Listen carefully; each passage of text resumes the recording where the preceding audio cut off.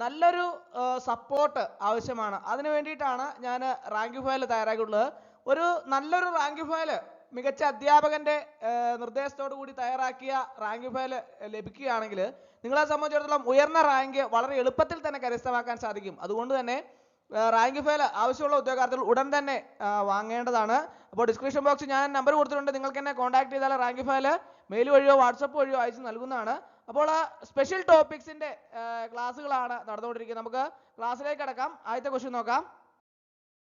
മനുഷ്യാവകാശ സംരക്ഷണ നിയമം ഇന്ത്യയിൽ നിലവിൽ വന്നത് ഏത് വർഷമാണ്? മനുഷ്യാവകാശ സംരക്ഷണ നിയമം ഇന്ത്യയിൽ നിലവിൽ വന്നത് ഏത് വർഷമാണ്? ആർക്കൊക്കെ അറിയാം ശരിയായ ആൻസർ? 4 ഓപ്ഷൻസ് ഉണ്ട്. ഏതാണ് ശരി ഉത്തരം? മനുഷ്യാവകാശ സംരക്ഷണ നിയമം ഇന്ത്യയിൽ നിലവിൽ വന്നത് ഏത് വർഷമാണ്? ഏത് വർഷമാണ്? 1993 മനുഷ്യാവകാശ സംരക്ഷണ നിയമം ഇന്ത്യയിൽ നിലവിൽ വന്നത്. അടുത്ത ക്വസ്റ്റ്യൻ. മനുഷ്യാവകാശ സംരക്ഷണ നിയമം 1993 പ്രകാരം ദേശീയ മനുഷ്യാവകാശ കമ്മീഷൻ ഒരു ഡാഷ് ആണ്. മനുഷ്യാവകാശ സംരക്ഷണ നിയമം 1993 പ്രകാരം ദേശീയ മനുഷ്യാവകാശ കമ്മീഷൻ NHRC ഒരു ഡാഷ് ആണ്. എന്താണ്? നിങ്ങൾക്ക് ആർക്കൊക്കെ അറിയാം? 4 ഓപ്ഷൻസ് ഉണ്ട്. ശരി ഉത്തരം കണ്ടുപിടിക്കുക. ഏതാണ് ശരി ഉത്തരം? കണ്ടുപിടിച്ചോ? ഏതാണ്? ഓപ്ഷൻ എ ആണല്ലേ, സ്റ്റാറ്റ്യൂട്ടറി ബോഡി ആണല്ലേ. മനുഷ്യാവകാശ സംരക്ഷണ നിയമം 1993 പ്രകാരം ദേശീയ മനുഷ്യാവകാശ കമ്മീഷൻ ഒരു സ്റ്റാറ്റ്യൂട്ടറി ബോഡി ആണ്. അടുത്ത ക്വസ്റ്റ്യൻ. ദേശീയ മനുഷ്യാവകാശ കമ്മീഷൻ ചെയർപേഴ്സണെ നിയമിക്കുന്നത് ആരാണ്? ദേശീയ മനുഷ്യാവകാശ കമ്മീഷൻ ചെയർപേഴ്സണെ നിയമിക്കുന്നത് ആരാണ്? ആർക്കൊക്കെ അറിയാം ശരി ഉത്തരം? Option A, B, C, D. ഏതാണ് ശരി ഉത്തരം? ഒന്ന് ആലോചിച്ച് നോക്കിക്കേ. ശരി ഉത്തരം ഏതാണ്?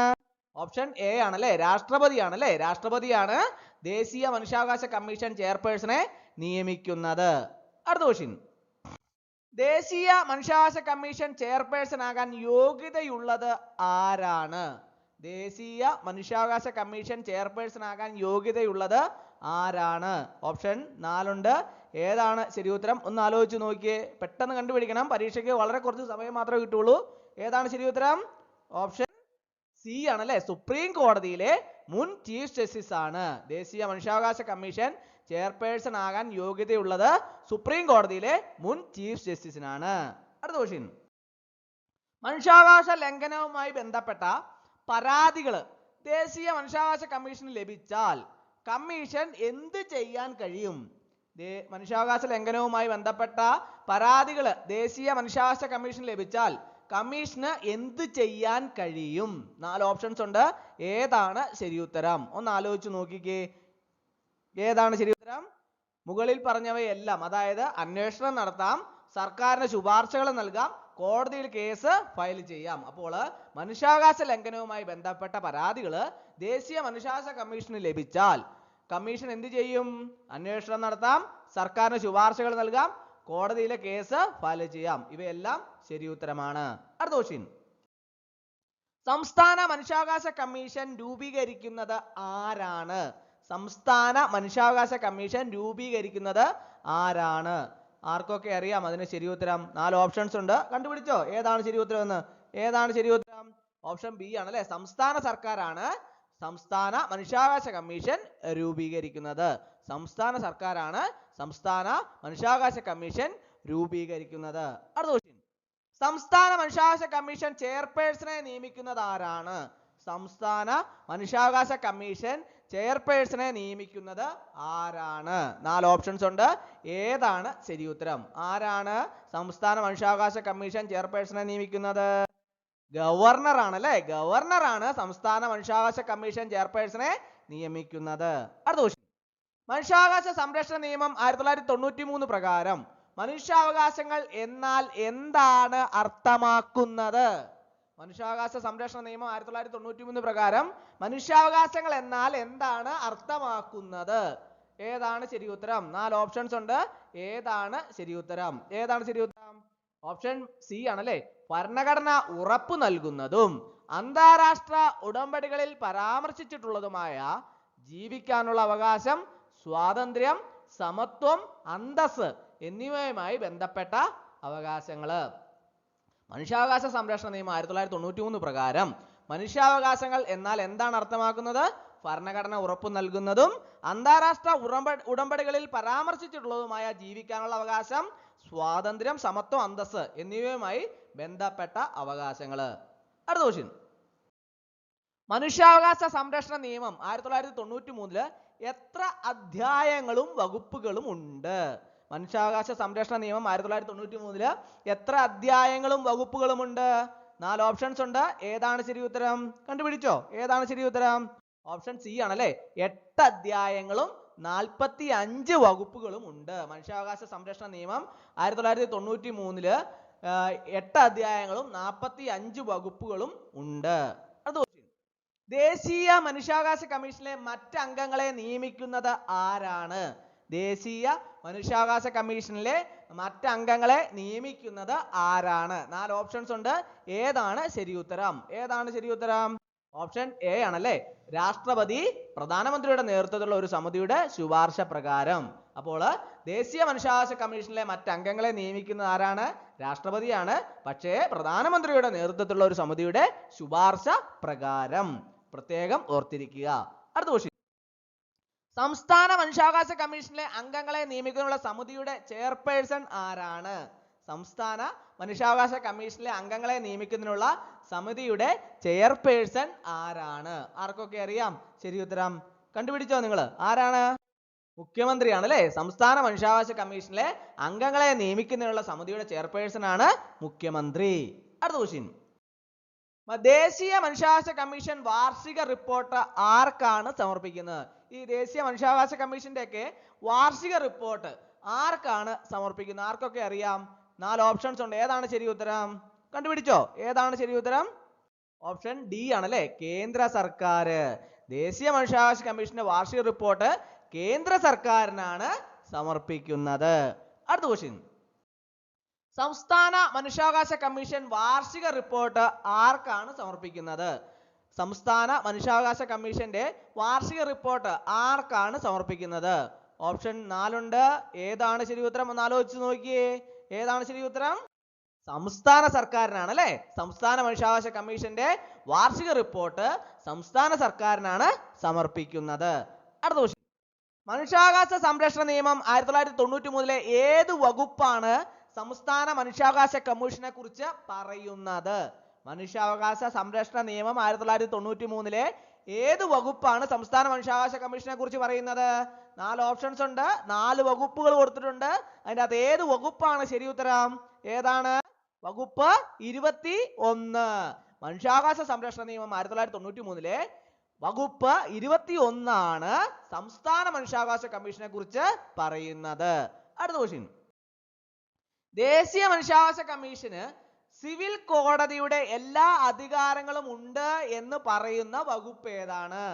ദേശീയ മനുഷ്യാവകാശ കമ്മീഷന് സിവിൽ കോടതിയുടെ എല്ലാ അധികാരങ്ങളും ഉണ്ട് എന്ന് പറയുന്ന വകുപ്പ് ഏതാണ്? 4 വകുപ്പുകൾ ഉണ്ടല്ലേ.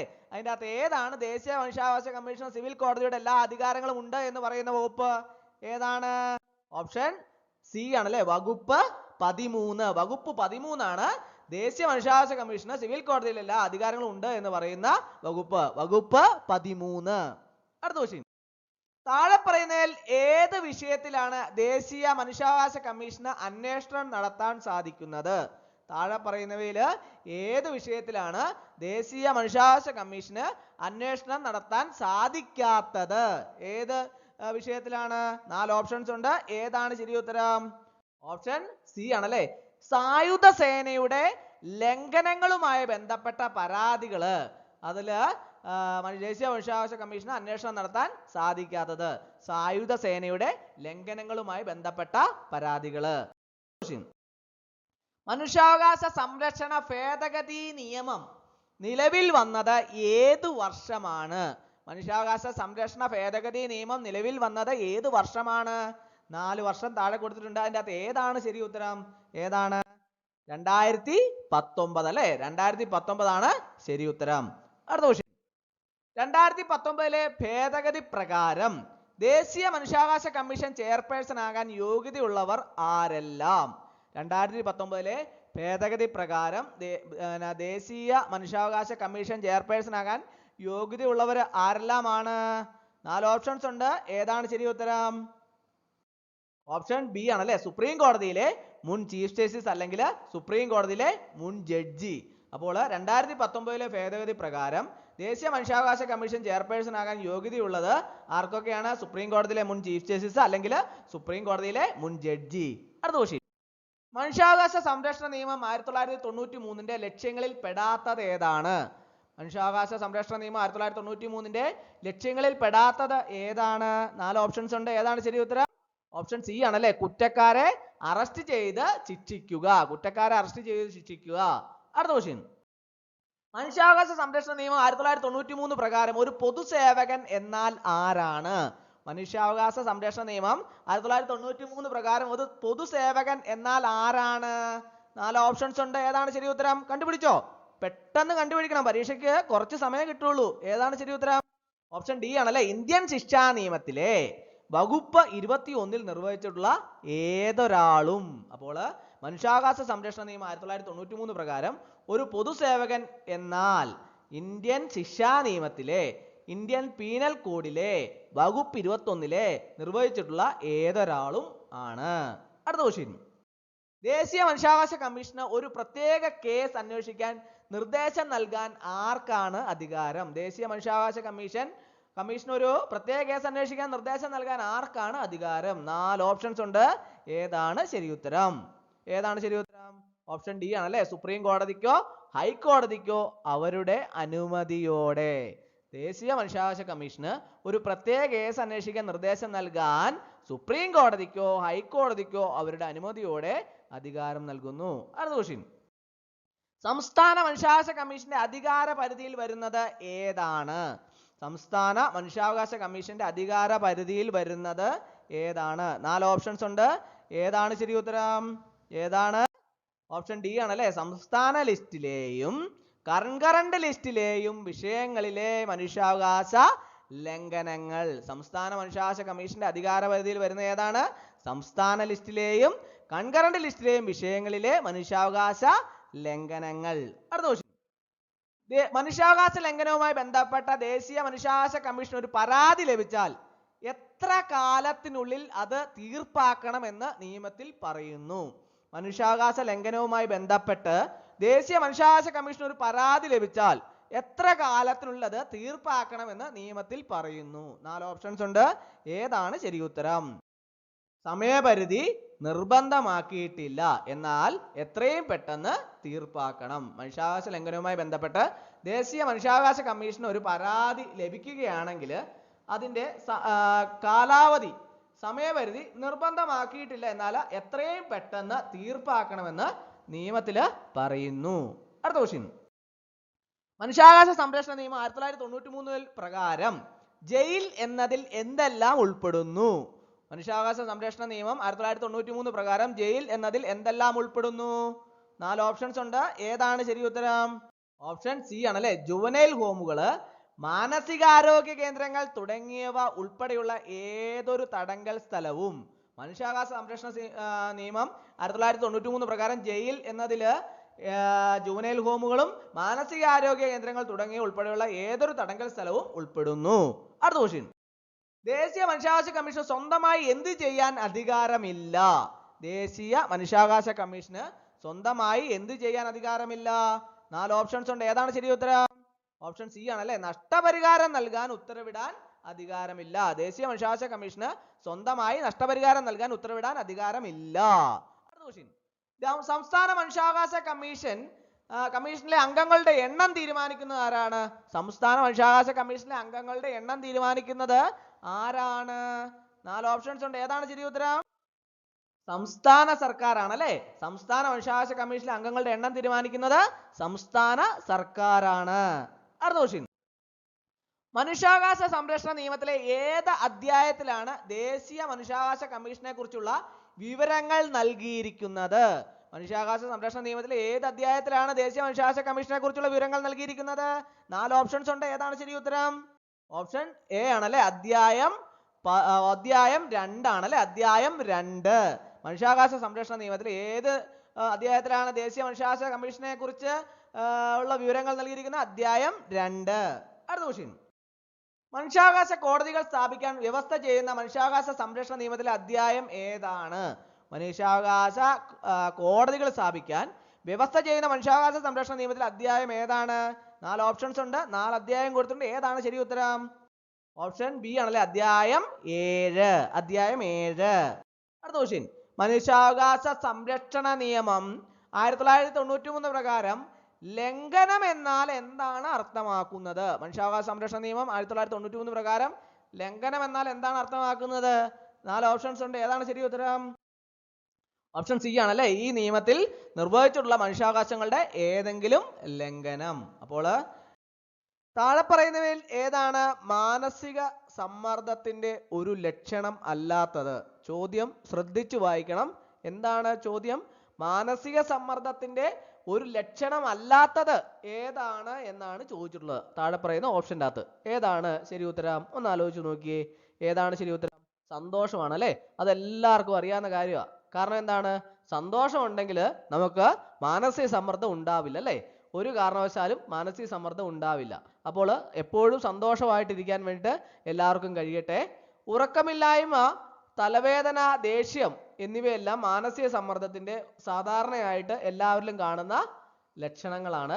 എന്നാൽ സന്തോഷം എന്നത് പോസിറ്റീവായ ഒരു വികാരമാണ്. ഇത് സാധാരണയായി സമ്മർദ്ദവുമായിട്ട് ബന്ധപ്പെട്ടതല്ല.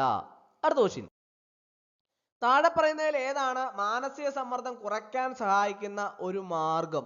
സാധാരണ എല്ലാവർക്കും ചെറിയ എന്തെങ്കിലുമൊക്കെ പ്രശ്നങ്ങൾ ഉണ്ടാകുന്ന അവസരത്തിൽ മാനസികമായ സമ്മർദ്ദങ്ങളൊക്കെ ഉണ്ടാവാനുള്ള സാധ്യതകൾ ഉള്ളതല്ലേ? അപ്പോൾ അത് കുറയ്ക്കാനുള്ള, മാനസിക സമ്മർദ്ദം കുറയ്ക്കാൻ സഹായിക്കുന്ന ഒരു മാർഗം ഏതാണ് എന്നാണ് ചോദിച്ചിട്ടുള്ളത്. 4 ഓപ്ഷൻസ് ഉണ്ട്. ഏതാണ് ശരി ഉത്തരം? ഏതാണ് ശരി ഉത്തരം? ഓപ്ഷൻ സി ആണല്ലേ, ധ്യാനം പരിശീലിക്കുക. ധ്യാനം എന്നെന്താണ്? മെഡിറ്റേഷൻ അല്ലേ? ഈ മനസ്സിനെ ശാന്തമാക്കാനും ഏകാഗ്രത വർദ്ധിപ്പിക്കാനും ഇത് സഹായിക്കുന്നു. ഇത് സമ്മർദ്ദം കുറയ്ക്കാനായിട്ട് ഫലപ്രദമാണ്. കൂടുതൽ സമയം ജോലി ചെയ്യുന്നത് സമ്മർദ്ദം വർദ്ധിപ്പിക്കാനുള്ള സാധ്യതയുണ്ട്.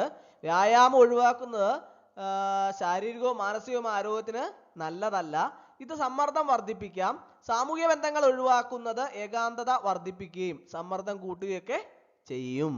അടുത്ത ക്വസ്റ്റ്യൻ, ഒരു വ്യക്തി അനുഭവിക്കുന്ന സമ്മർദ്ദത്തിന്റെ അളവ് താഴെ പറയുന്നവയിൽ എന്തിനെ ആശ്രയിച്ചിരിക്കുന്നു? സാധാരണ ഓരോ വ്യക്തികളിലും സമ്മർദ്ദത്തിന്റെ അളവ് വ്യത്യസ്തമാണ് അല്ലേ? അപ്പോൾ സാധാരണ ഒരു വ്യക്തി അനുഭവിക്കുന്ന സമ്മർദ്ദത്തിന്റെ അളവ് താഴെ പറയുന്നവയിൽ എന്തിനെ ആശ്രയിച്ചിരിക്കുന്നു എന്നാണ് ചോദിച്ചിട്ടുള്ളത്. 4 ഓപ്ഷൻസ് ഉണ്ട്. ഏതാണ് ശരി ഉത്തരം? ഏതാണ് ശരി ഉത്തരം? ഓപ്ഷൻ സി ആണല്ലേ, സമ്മർദ്ദത്തിന്റെ ഉറവിടവും അതിനോടുള്ള അവരുടെ പ്രതികരണവും. ഒരു വ്യക്തിയുടെ സമ്മർദ്ദത്തിന്റെ അളവ് പ്രധാനമായും സമ്മർദ്ദത്തിന്റെ കാരണം എന്താണ് എന്നതിനെയും ആ വ്യക്തി ആ സാഹചര്യത്തെ എങ്ങനെ മനസ്സിലാക്കുന്നു, പ്രതികരിക്കുന്നു എന്നതിനെയും ആശ്രയിച്ചിരിക്കുന്നു. ഒരേ സാഹചര്യം തന്നെ ഓരോ വ്യക്തിയും വ്യത്യസ്ത രീതിയിൽ അത് ബാധിക്കാം. ഉയരം, ഭാരം, ഭക്ഷണ രീതി എന്നിവയ്ക്ക് സമ്മർദ്ദത്തിൽ സ്വാധീനമുണ്ടെങ്കിലും ഏറ്റവും പ്രധാന ഘടകങ്ങൾ ഇവയല്ല. ഇപ്പോൾ ഒരു പ്രശ്നം ഉണ്ടാവുമ്പോൾ അത് വളരെ സെൻസിറ്റീവായിട്ട് കൈകാര്യം ചെയ്യുന്ന ആൾക്കാരുണ്ട്. അതൊരു വലിയ പ്രശ്നമാക്കാതെ അത് വളരെ ഒരു ചെറിയ ഒരു ലാഘവത്തോടു കൂടി തന്നെ അതിനെ കൈകാര്യം ചെയ്യുകയും അങ്ങനെ വരുമ്പോൾ അതൊരു വലിയ സമ്മർദ്ദത്തിൽ നിന്ന് ഒഴിവായി പോകുന്ന ഒരു സാഹചര്യം ഉണ്ടാവും അല്ലേ? അപ്പോൾ ഓരോ വ്യക്തിയും ഓരോ പ്രശ്നങ്ങൾ ഉണ്ടാകുമ്പോഴും അവർ അത് എങ്ങനെയാണ് കൈകാര്യം ചെയ്യുന്നത് എന്നതിനെ ആശ്രയിച്ചാണ് സമ്മർദ്ദത്തിന്റെ അളവ് ഉണ്ടാവുന്നത്. അത് പ്രത്യേകം മനസ്സിലാക്കുക. താഴെ പറയുന്ന ഹോർമോണുകളിൽ ഏതാണ് സമ്മർദ്ദവുമായി ബന്ധപ്പെട്ടിരിക്കുന്നത്? 4 ഓപ്ഷൻസ് താഴെ കൊടുത്തിട്ടുണ്ട് അല്ലേ? അതിൻ്റെ അകത്ത് ഏത് ഹോർമോണാണ് സമ്മർദ്ദവുമായിട്ട് ബന്ധപ്പെട്ടിരിക്കുന്നത് എന്നാണ് ചോദിച്ചിട്ടുള്ളത്. ഏതാണ് ശരി ഉത്തരം? കണ്ടുപിടിച്ചോ? ഏതാണ്? കോർട്ടിസോൾ ആണല്ലേ. കോർട്ടിസോൾ എന്താണ്? ഒരു സ്ട്രെസ് ഹോർമോൺ എന്നാണ് ഇത് അറിയപ്പെടുന്നത്. സമ്മർദ്ദകരമായ സാഹചര്യങ്ങളിൽ അഡ്രിനാൽ ഗ്രന്ഥികൾ ഈ ഹോർമോൺ പുറപ്പെടുവിക്കുന്നു.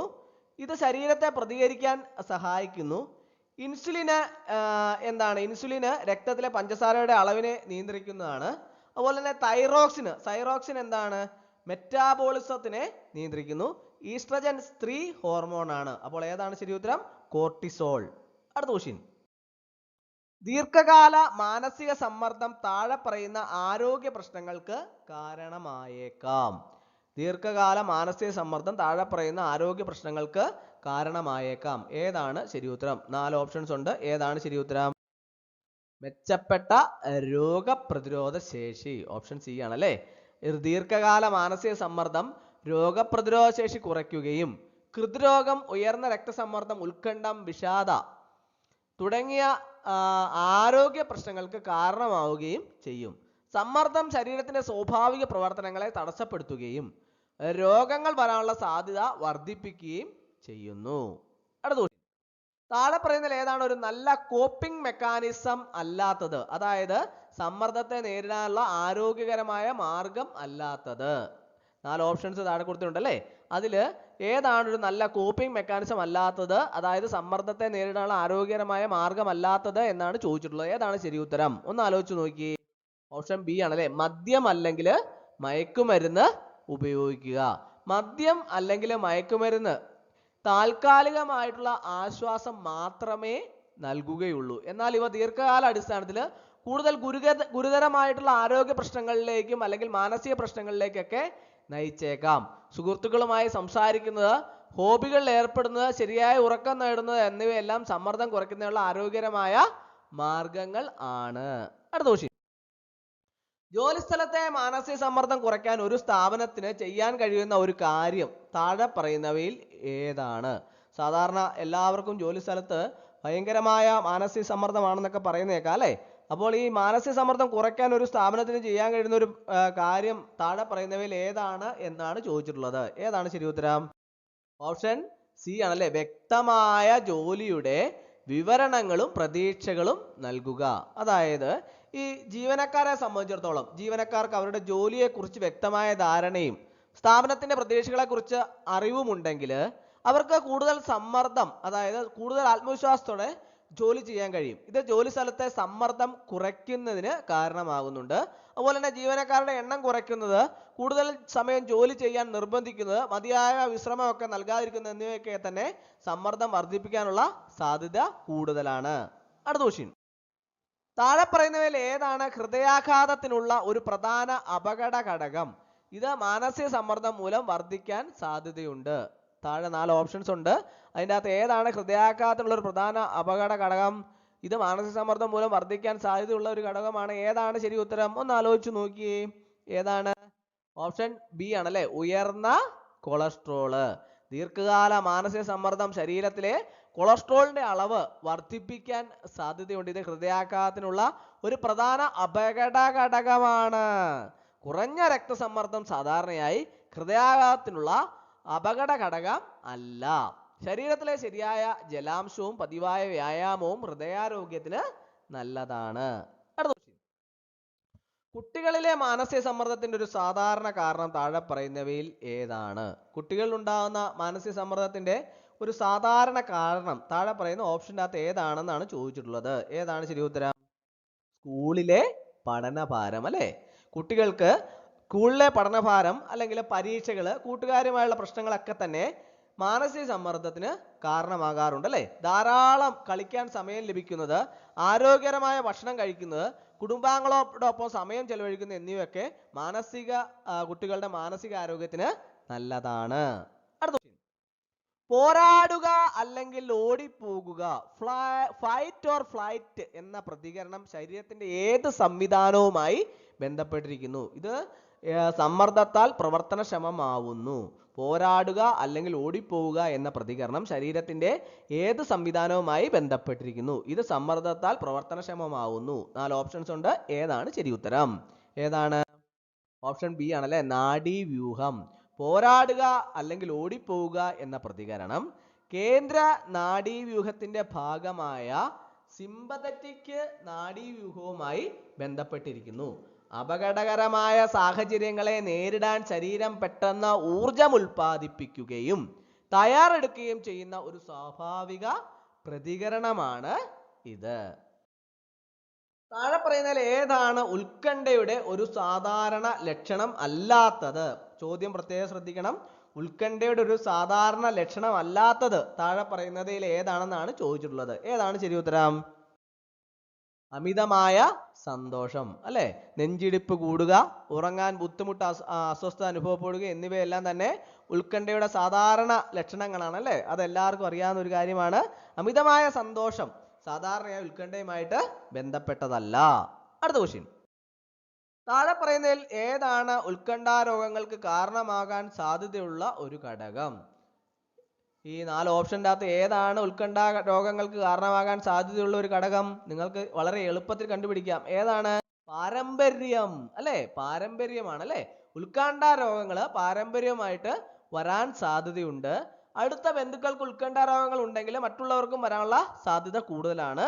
സുഹൃത്തുക്കൾ, ഭക്ഷണക്രമം, വ്യായാമം എന്നിവ മാനസിക ആരോഗ്യത്തിന് നല്ലതാണെങ്കിലും അവ നേരിട്ട് ഉത്കണ്ഠാ രോഗങ്ങൾക്ക് കാരണമാകുന്നില്ല. അടുത്ത ക്വസ്റ്റ്യൻ, ഒരു പ്രത്യേക വസ്തുവിനോടോ സാഹചര്യത്തോടോ ഉള്ള അമിതമായ ഭയം ഏത് തരം ഉത്കണ്ഠാ രോഗങ്ങളിൽ ഉൾപ്പെടുന്നു? അതായത് ഒരു പ്രത്യേക വസ്തുവിനോടോ അല്ലെങ്കിൽ ഒരു പ്രത്യേക സാഹചര്യത്തോടോ ഉള്ള അമിതമായ ഭയം അത് ഏത് തരം ഉത്കണ്ഠാ രോഗത്തിൽ ഉൾപ്പെടുന്നു എന്നുള്ളതാണ് ചോദിച്ചിട്ടുള്ളത്. ഏതാണ് ശരി ഉത്തരം? 4 ഓപ്ഷൻസ് ഉണ്ട്. ഏതാണ് ശരി ഉത്തരം? ഫോബിയ. അതായത് ഫോബിയ എന്നത് ഒരു പ്രത്യേക വസ്തുവിനോടോ അല്ലെങ്കിൽ സാഹചര്യത്തോടോ ഉള്ള അകാരണവും അമിതവുമായ ഭയമാണ്. ഇത് വ്യക്തിയുടെ ദൈനംദിന ജീവിതത്തെ പ്രതികൂലമായിട്ട് ബാധിക്കാം. ഫോബിയ. അടുത്ത ക്വസ്റ്റ്യൻ, പെട്ടെന്നുള്ളതും തീവ്രവുമായ ഭയത്തിന്റെ ആക്രമണങ്ങള് ഏത് ഉത്കണ്ഠാ രോഗത്തിന്റെ ലക്ഷണമാണ്?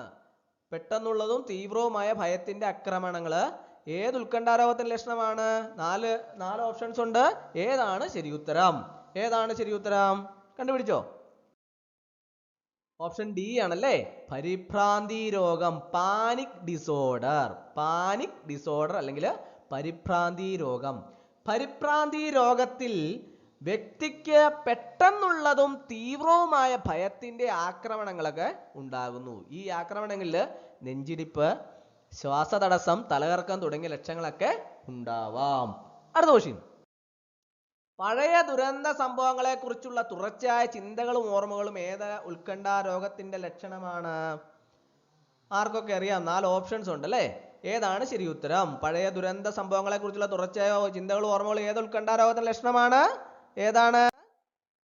Post traumatic stress disorder. Post traumatic stress disorder ഇത് എന്താണെന്ന് നിങ്ങൾ കേട്ടിട്ടുണ്ടോ?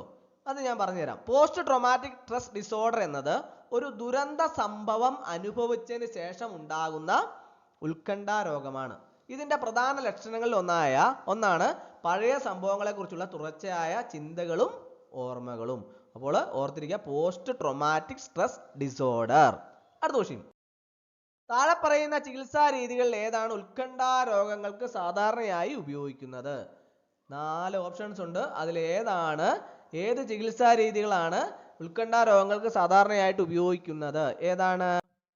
മരുന്നുകളും സൈക്കോ തെറാപ്പിയും. ഉത്കണ്ഠാ രോഗങ്ങൾക്ക് സാധാരണയായിട്ട് മരുന്നുകളും സൈക്കോ തെറാപ്പിയും ഒരുമിപ്പിച്ചുള്ള ചികിത്സാ രീതിയാണ് നൽകുന്നത്. ഇത് രോഗലക്ഷണങ്ങളെ നിയന്ത്രിക്കാനും ദീർഘകാലാടിസ്ഥാനത്തിൽ രോഗം മാറ്റാനും സഹായിക്കുന്നു. അടുത്ത ക്വസ്റ്റ്യൻ, സാമൂഹ്യ സാഹചര്യങ്ങളെ കുറിച്ചുള്ള അമിതമായ ഭയം ഏത് തരം ഉത്കണ്ഠാ രോഗത്തിൽ കാണപ്പെടുന്നു? സാമൂഹ്യ സാഹചര്യത്തെ കുറിച്ചുള്ള അമിതമായ ഭയം ഏത് തരം ഉത്കണ്ഠാ രോഗത്തിൽ കാണപ്പെടുന്നു? 4 ഓപ്ഷൻസ് ഉണ്ട്. ഏതാണ് ശരി ഉത്തരം? ഏതാണ്? സാമൂഹിക ഉത്കണ്ഠാ രോഗം, സോഷ്യൽ ആങ്സൈറ്റി ഡിസോർഡർ. അതായത് ഈ സാമൂഹിക ഉത്കണ്ഠാ രോഗമുള്ള വ്യക്തികൾക്ക് മറ്റുള്ളവരുമായി ഇടപെടുന്നതിനോ പൊതുസ്ഥലങ്ങളിൽ പ്രത്യക്ഷപ്പെടുന്നതിനോ അമിതമായ ഭയവും ലജ്ജയും ഒക്കെ ഉണ്ടാകുന്നു. മറ്റുള്ളവരുടെ വിലയിരുത്തലുകളെ കുറിച്ചുള്ള ഭയമാണ് ഇതിന് കാരണം. അടുത്ത ക്വസ്റ്റ്യൻ, കാര്യമായ കാരണങ്ങളൊന്നുമില്ലാതെ നിരന്തരമായ ഉത്കണ്ഠയും വേവലാതിയും ഏത് ഉത്കണ്ഠാ രോഗത്തിന്റെ ലക്ഷണമാണ്? സാധാരണയായിട്ട് യാതൊരു കാര്യവുമില്ല, എന്നാൽ നിരന്തരമായ ഉത്കണ്ഠയും വേവലാതിയൊക്കെയാണ്. ഇത് ഏത് ഉത്കണ്ഠാ രോഗത്തിന്റെ ലക്ഷണമാണ് എന്നാണ് ചോദിച്ചിട്ടുള്ളത്. ഏതാണ് ശരി ഉത്തരം? 4 ഓപ്ഷൻസ് ഉണ്ട്. ഏതാണ്? പൊതുവായ ഉത്കണ്ഠാ രോഗം, ജനറലൈസ്ഡ് ആങ്സൈറ്റി ഡിസോർഡർ. പൊതുവായ ഉത്കണ്ഠാ രോഗമുള്ള വ്യക്തികൾക്ക് പ്രത്യേക കാരണമൊന്നും ആവശ്യമില്ല. അതില്ലാതെ തന്നെ മിക്കവാറും എല്ലാ കാര്യങ്ങളെക്കുറിച്ചും നിരന്തരമായ ഉത്കണ്ഠയും വേവലാതിയൊക്കെ ഉണ്ടാകുന്നു. അടുത്ത ക്വസ്റ്റ്യൻ, ചില പ്രത്യേക ചിന്തകൾ മനസ്സിലേക്ക് വീണ്ടും വീണ്ടും കടന്നു വരികയും അത് വലിയ അസ്വസ്ഥത ഉണ്ടാക്കുകയൊക്കെ ചെയ്യുന്നത് ഏത് ഉത്കണ്ഠ രോഗത്തിന്റെ ലക്ഷണമാണ്? ചില പ്രത്യേക ചിന്തകൾ മനസ്സിലേക്ക് വീണ്ടും വീണ്ടും വരികയും അത് വലിയ അസ്വസ്ഥത ഉണ്ടാക്കുകയും ചെയ്യുന്ന ഏത് ഉത്കണ്ഠ രോഗത്തിന്റെ ലക്ഷണമാണ്? 4 ഓപ്ഷൻസ് താഴെയുണ്ട്. ഏതാണ് ശരി ഉത്തരം? Obsessive compulsive disorder. Obsessive compulsive disorder എന്താണത്? ആവർത്തിച്ചുള്ളതും അനാവശ്യമായ ചിന്തകള് ഉണ്ടാക്കുകയും ആ ഉത്കണ്ഠ കുറയ്ക്കുന്നതിന് ചില പ്രത്യേക പ്രവർത്തികൾ ചെയ്യേണ്ടി വരികയും ചെയ്യുന്നു. അതാണ് ഒബ്സസീവ് കമ്പൾസീവ് ഡിസോർഡറിൽ വ്യക്തിക്ക് എന്താണ്? ആവർത്തിച്ചുള്ളതും അനാവശ്യവുമായ ചിന്തകൾ ഉണ്ടാവുകയും ആ ഉത്കണ്ഠ കുറയ്ക്കുന്നതിന് ചില പ്രത്യേക പ്രവർത്തികൾ ചെയ്യേണ്ടി വരികയും ചെയ്യുന്നു. അടുത്ത ക്വസ്റ്റ്യൻ. താഴെ പറയുന്ന ജീവിതശൈലി മാറ്റങ്ങളിൽ ഏതാണ് ഉത്കണ്ഠ കുറയ്ക്കാൻ സഹായിക്കുന്നത്? 4 ഓപ്ഷൻസ് താഴെ കൊടുത്തിട്ടുണ്ട്. അതിൽ ജീവിതശൈലി മാറ്റങ്ങൾ ഏതാണ് ഉത്കണ്ഠ കുറയ്ക്കാൻ സഹായിക്കുന്നത്? പതിവായി വ്യായാമം ചെയ്യുക. പതിവായി വ്യായാമം ചെയ്യുന്നത് മാനസികാവസ്ഥ മെച്ചപ്പെടുത്തുന്നതിനും സമ്മർദ്ദവും ഉത്കണ്ഠയും കുറയ്ക്കാനും സഹായിക്കും. കാപ്പി അധികം കുടിക്കുന്ന ഉത്കണ്ഠ വർദ്ധിപ്പിക്കാൻ സാധ്യതയുണ്ട്. പുകവലിയും ഉറക്കം ഒഴിവാക്കുന്നതും ആരോഗ്യത്തിന് ദോഷകരമാണ്. ഇത് ഉത്കണ്ഠ വർദ്ധിപ്പിക്കും.